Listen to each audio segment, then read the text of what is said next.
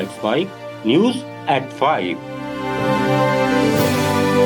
यह है let's mike more than radio. आप सुन रहे हैं न्यूज 85।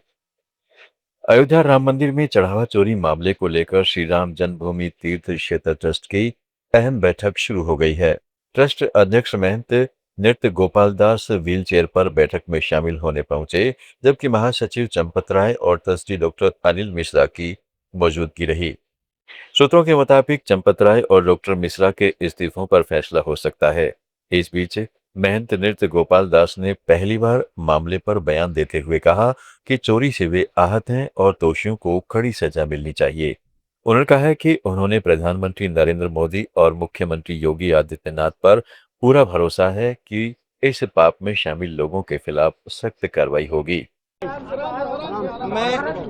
मैं अभी कुछ भी बोलने वाला नहीं हूँ। मैं 4 दिन यहाँ पर हूँ। आज रात के बाद कल परसों आप तो मीडिया को फ्रेंडली हैं, आप शामिल हो रहे हैं। वीडियो बनाए हम लोग बहुत स्तब्ध हैं। मैं आप तो हर शामिल हो रहे हैं।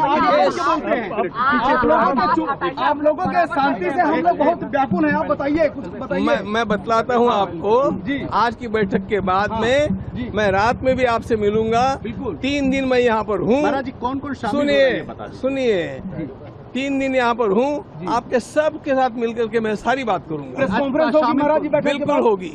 कहाँ पे होगी? क्या निर्णय लिया जाएगा जो आरोप लगा? अभी बोलूंगा क्या? दिल्ली के जंतर मंतर पर नीट पेपर लीक मामले में केंद्रीय शिक्षा मंत्री धर्मेंद्र प्रधान के इस्तीफे की मांग को लेकर कॉकरोच जनता पार्टी का प्रदर्शन जारी है। सामाजिक कार्यकर्ता सोनम वांगचुक पिछले 9 दिनों से अनशन पर हैं। वहीं सीजेपी के संस्थापक अभिजीत दिपके ने छात्रों से भूख हड़ताल न करने की अपील की है। उनका कहना है कि यह लड़ाई लंबी चलेगी, इसलिए सभी का स्वस्थ रहना जरूरी है। देवके ने कहा है कि सोनम वांगचुक को अनशन का अनुभव है, लेकिन बाकी लोगों को अपनी जान जोखिम में नहीं डालनी चाहिए। दूसरी तरफ प्रदर्शन स्थल पर एक साथ कई अन्य धरनों को मंजूरी दिए जाने पर सीजेपी संस्थापक अभिजीत दिपके ने दिल्ली पुलिस पर सवाल उठाए हैं। दिपके का आरोप है कि पुलिस जानबूझकर ऐसा कर रही है ताकि उनके आंदोलन में भीड़ कम हो जाए। सैटरडे संडे कितनी भीड़ आती है, तो संडे को ही सर 5-5 प्रोटेस्ट की परमिशन आप लोग दे रहे हो। इसका मतलब जानबूझकर किया जा रहा है ताकि हमारा जो ग्रुप है, हमारी जो यहाँ आने वाली भीड़ है वो कम हो जाए। सर ये तो गलत बात। आप ये नहीं समझ रहे हैं, वहाँ एक साइड में करवा दी, लेकिन हमने आप लोग। राष्ट्रीय जांच एजेंसी ने पहलगांव आतंकी हमले की पूरक चार्जशीट में लश्कर ए तैयबा सरगना हाफिज सईद को आरोपी बनाया है। एनआईए ने हमले की साजिश और आतंकी नेटवर्क से जुड़े अन्य आरोपियों के खिलाफ भी अतिरिक्त सबूत अदालत में पेश किए हैं। गौरतलब है कि 22 अप्रैल को पहलगांव में हुए आतंकी हमले के बाद भारत ने 7 मई को ऑपरेशन सिंदूर के तहत पाकिस्तान और बीओके में मौजूद 9 आतंकी ठिकानों पर कार्रवाई की थी। इसके बाद भारत पाकिस्तान के बीच तनाव बढ़ गया था।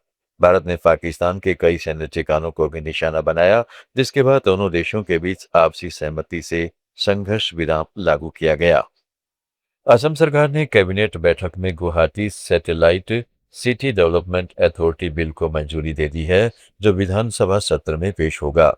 मुख्यमंत्री हेमंत बिस्व शर्मा ने गुवाहाटी में कैबिनेट बैठक के बाद प्रेस कॉन्फ्रेंस में कहा कि यह पूरी तरह सरकारी पहल है, जिसमें अडानी या अंबानी जैसी किसी निजी कंपनी की कोई भूमिका नहीं है।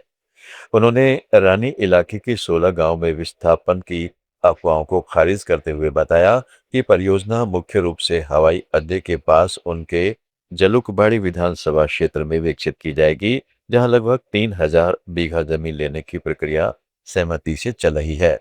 शर्मा ने कहा कि बड़े कॉरपोरेट्स को आकर्षित करना आसान नहीं, लेकिन अगर वे आते हैं तो युवाओं के लिए रोजगार के अवसर पैदा होंगे। भारत निर्वाचन आयोग ने मणिपुर का ड्राफ्ट इलेक्टोरल रोल जारी कर दिया है। स्पेशल इंटेंसिव रिवीजन के तहत 30 मई से 28 जून तक चली गणना में 20,93,000 संभावित मतदाताओं में से 19,34,000 ने फॉर्म जमा किए, जो 92.42% है।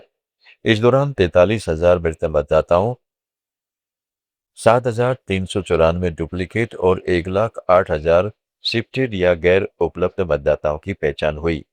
16 जिलों में 60 ईआरओ, 84 ईआरओ और करीब 3,000 बीएलओ की टीम ने काम किया। दावे और आपत्तियों के लिए 5 जुलाई से 4 अगस्त तक समय है, जबकि फाइनल रोल 6 सितंबर को प्रकाशित होगा। समाचारों में फिलहाल इतना ही। जुड़े रहें लेट्स माई के साथ।